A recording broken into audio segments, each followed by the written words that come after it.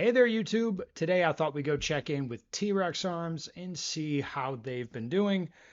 A lot of people the last couple days have been, well, sending me messages, sending me screen caps of posts, because it appears that the Trex Arms situation is not really getting better.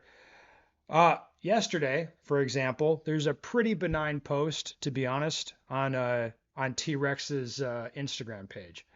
It just shows, I think, Brandon Wombat holding a MP5, shows a sight on it, loads the gun. So I'm watching it right now. And then there you go. Like away we go.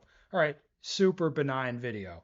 The comments, though, well, man, you'd think it was the same day that Lucas left.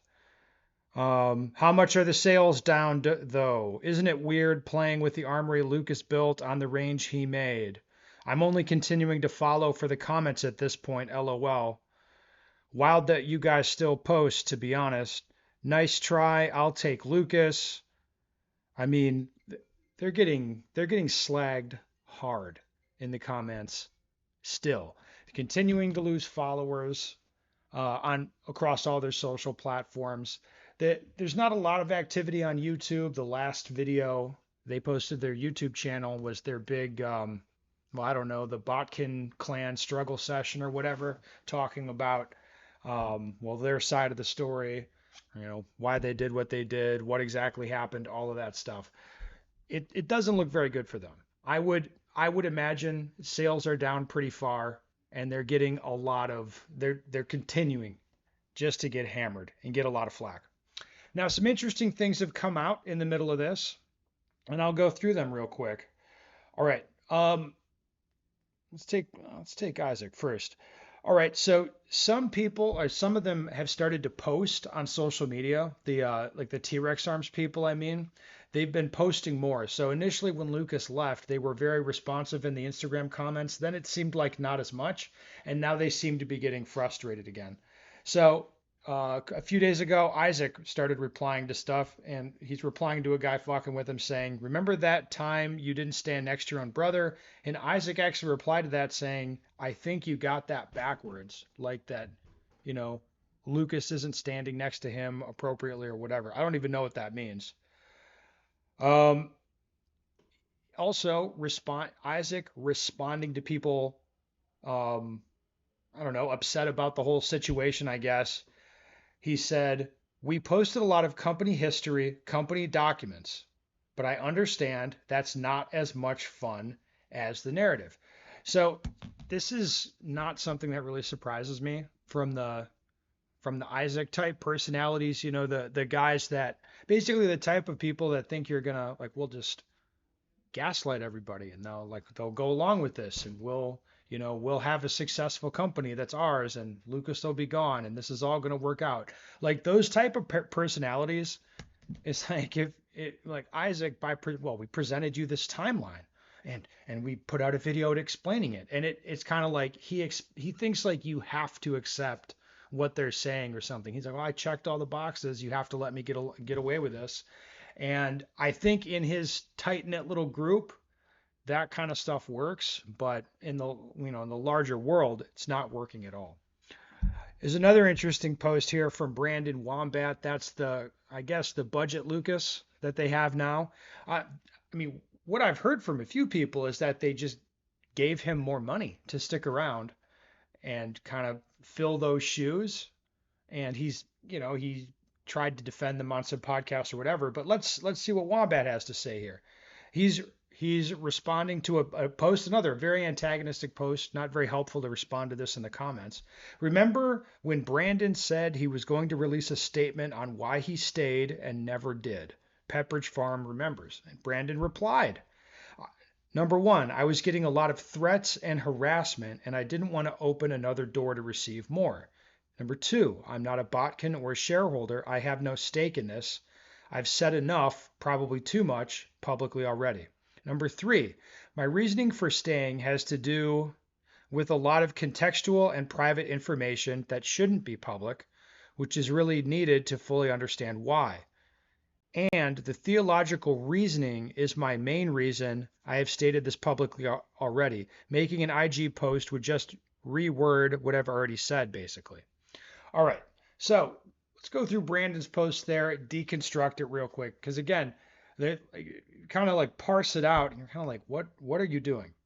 So the first thing he had that he was getting a lot of threats and harassment. I was like, honestly, I don't believe him. I'm sure he got nasty messages and got harassed a little bit. But as far as was he getting threatened in a way where he actually thinks that someone's going to hurt him?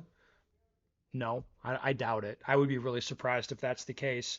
And he can still receive threats and harassment, I suppose. So it's like that doesn't really make sense. The number two, that I'm not a botkin or a shareholder, I have no stake in this. I've said enough, probably too much publicly already. It's kind of like you just read all of that stuff, and you're like, okay, well, he was not a botkin before. He's not a botkin now. This never really changed. So again, why are you talking about this? When he says I have no stake in this, I'm not really sure that's true. I mean, he's got reputational stake in it now, and whatever they're paying him is, that's what his stake is in this. And then when he says I've said enough, probably too much publicly, it's kind of like, well, just stop talking. Don't make the post that you're making, idiot. And then the part about his reasoning staying has to do with a lot of contextual and private information. And there's like it's about the theological basis, really. That's why he's staying. Maybe it is, but it looks like they're just paying him more money and he's sticking around because of that. And, if he says that doesn't sound that good. That's what it looks like, right? Let's see what else we got here. Oh, I'll put this down in the comment or in the description. I'll put it the top thing in the description. Pretty interesting interview with a couple of ex Trex Arms employees, and there is a part two that's not as interesting, but I'm going to put the part one below. And these guys that used to work at Trex did a lot of. They kind of described the way it was working there and kind of the vibe. And I guess if you had to put him in a camp, you'd say they're more pro Lucas, like they kind of talked about.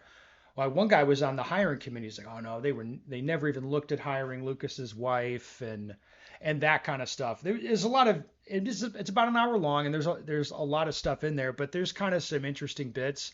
Like one guy got in trouble for taking some pretzels from the snack area they're like free pretzels, I guess.